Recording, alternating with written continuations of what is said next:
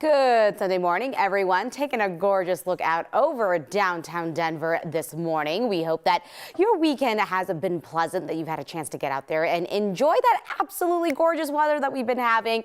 Thanks so much for sharing a part of your weekend with us. Anusha here along with Greg.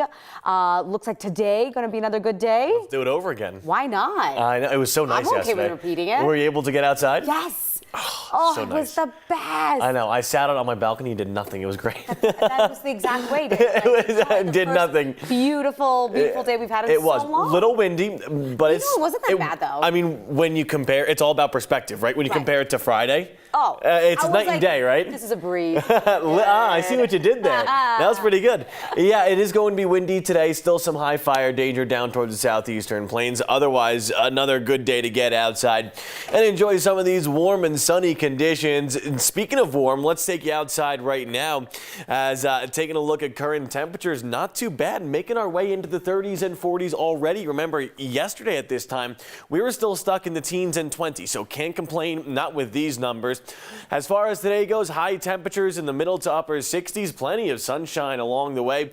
We are under a red flag warning, though, for our friends to the south and east and for the San Luis Valley. Gusts up to 40, 50 miles per hour possible.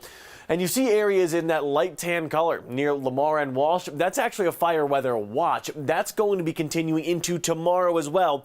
So we're expecting another red flag warning for tomorrow. We on top of that have a winter storm warning and a winter storm watch. The West Elk Sawatch Mountains and the Gore and Elk Mountains. Anywhere between 7 to 14 inches of snow through Tuesday night. And for the Flat Tops, Elkhead and Park Mountains, we're dealing with a winter storm warning up to 24 inches possible. Overnight low temperatures tonight sinking down into the 30s. High temperatures for tomorrow back in the 60s. Another nice day to get outside and enjoy some of these conditions. I'll have that and a whole lot more coming up. Now, Douglas County Sheriff's Office is hoping that you can help find a 63-year-old man who went missing early Saturday. Timothy Ulan left his Highlands Ranch home, hasn't been seen since. He's living with Alzheimer's, so he may be confused. He was driving a white Jeep Cherokee with a license plate CITZ95. A silver alert has been launched, and if you've seen him, please call 911. Firefighters have been working throughout the night around the state to contain multiple fires burning in the state. We are seeing some progress in containing them this morning.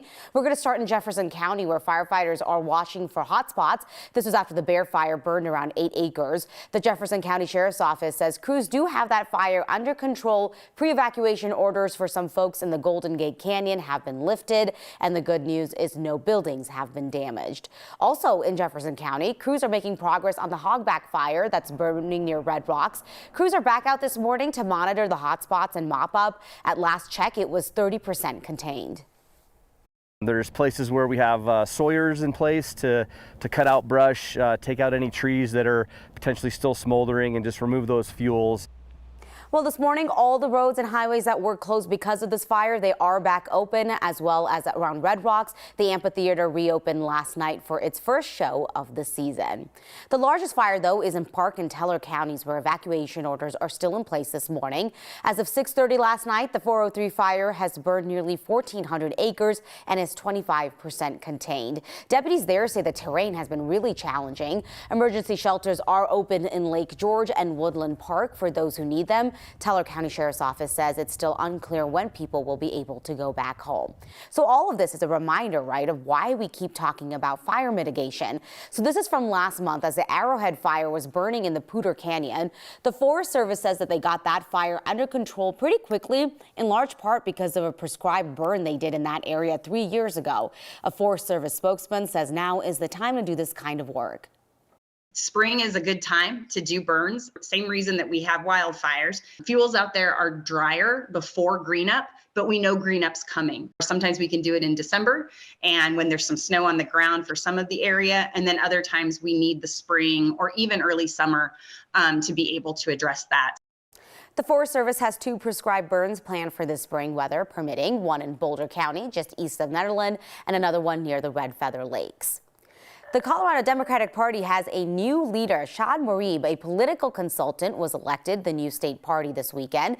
Marib takes over for Morgan Carroll, who led the party this last 6 years. The party is dominating Colorado politics from the governor's office to majorities in both state houses and holding all statewide elected offices. Marib has promised to grow the party's influence beyond the big Front Range cities and into rural parts of the state, focusing on local elections and doubling down on the party's commitment to diversity, equity, and inclusion. When students go back to Denver Public Schools this upcoming week, they're going to have Denver police officers stationed at some campuses for the first time in several years. The school board voted last week to bring SROs back to campus after the East High shooting. When students go back to 11 DPS high schools Tuesday, they are going to see armed officers. That includes the students at East High School, which will be back in class Wednesday, 2 weeks after a student shot two administrators on campus. DPS says other high schools may be added to this list this spring. They are not considering putting officers in middle schools. Well, a lot of students from the University of Denver put down the books. They headed out of town for spring break for the last week, but a couple of them stayed in-state to enjoy their school's new mountain campus. Our Byron Reed is showing us how they headed north to learn and grow. Getting away from the books is what most spring breakers like to do. No, not at all. But this year, University of Denver junior Emily Duggan is spending her week away taking advantage of the Colorado weather. It's pretty cold out here, but I like having the knowledge of working in snow. Severe asthma attack. Duggan is one of 12 students taking a wilderness first responder course from DU, learning how to deal with medical issues in remote settings. The class is an 80-hour, 8-day training course taught both inside and outside at the school's James C. Kennedy Mountain campus. We're about 2 hours northwest of DU's urban campus, and we like to say that from a very high point you can almost see Wyoming. Great day to save lives. The students are getting hands-on knowledge through stage scenarios. Any pain in your chest? On 720 acres of wilderness. This summer I'm going to be leading backpacking trips in Estes Park, Colorado for like 9 to 12-year-old middle school girls. So I needed kind of a certification just to be able to lead those trips safely. Okay. So it's great that DU offers this, especially at the mountain campus. It's a space where they can build character and really continue the vision and the intention of the 4D experience that happens in the urban campus as well. Nathan Page is the Assistant Director of Outdoor Programs and Experiences for DU. He says the mountain campus was created to complement existing classes and clubs from their urban campus. The goal of the space is to let their students learn and grow, especially students new to the school. It's a time where incoming first years can come up to this space, get to know each other, especially if it's earlier in the year. They haven't really developed or met tons of friends yet.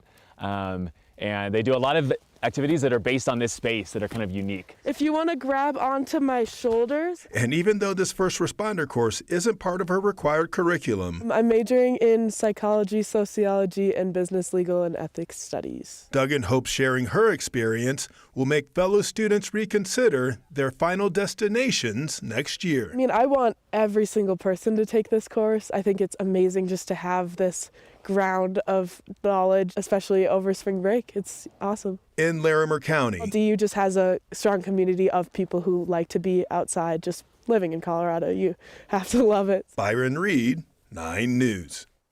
So there are also areas for rock climbing and a ropes course. DU's mountain campus opened last year with the help of a $26 million alumni donation. We'll be right back.